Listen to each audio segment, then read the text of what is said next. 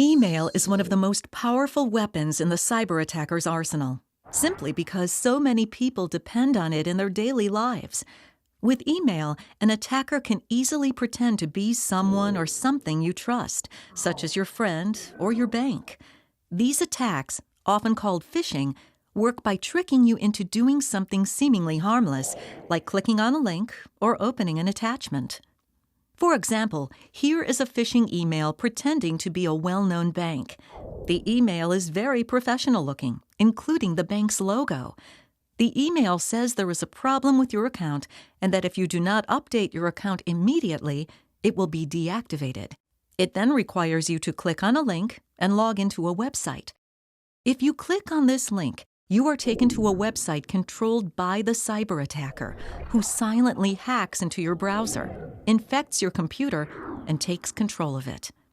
Alternatively, attackers will send emails with infected attachments instead of links. Here's an example of what appears to be an email from a legitimate organization. However, this attachment would silently infect your computer if you opened it. In addition to generic phishing attacks that can target anyone, attackers can utilize a more specialized attack called spear phishing. This is a highly targeted attack where only a few emails are sent to specific individuals within our organization.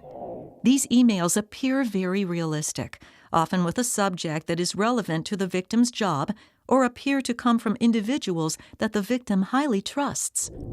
Spear phishing attacks are harder to detect, but also require more work and research by attackers. Finally, there is messaging. Just like email, almost any type of messaging can be used for phishing attacks, such as those on Facebook, Skype, Twitter, or your smartphone.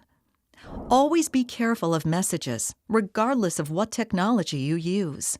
In most cases, simply opening an email or reading a message is safe. For most attacks to work, you have to do something after reading the message, such as opening the attachment, clicking on the link, or responding to the request for information. To protect yourself, keep the following in mind.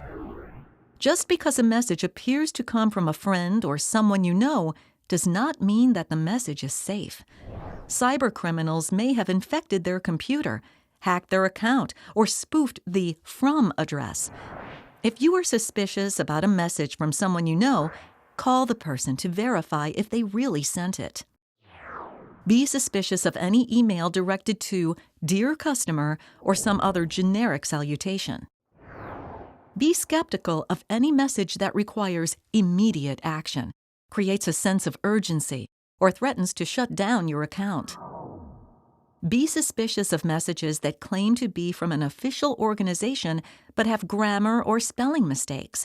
Most organizations have professional writers and do not make these mistakes. Before you click on a link, hover your mouse cursor over it. This will display the true destination of where it will take you. Confirm that the destination displayed matches the destination in the email, and make sure it is going to the organization's legitimate website. Even better, type the proper website address into your browser.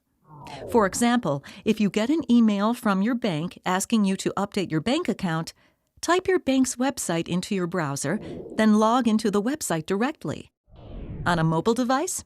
No problem. Simply hold your finger down on the link, and you should see the true destination in a pop-up window.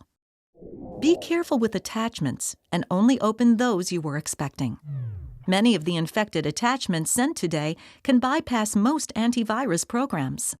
Remember, sometimes you are the greatest risk to your email. Always double-check that you are emailing the correct person before sending one, especially when sending something sensitive. For example, with email features like autocomplete, you may try to email someone in finance, but accidentally end up emailing an old friend. Safely using email and messaging is ultimately about common sense. If a message sounds suspicious or too good to be true, it is most likely an attack. Simply delete the message. If you get a message and you are not sure if it is an attack, contact your help desk or information security team.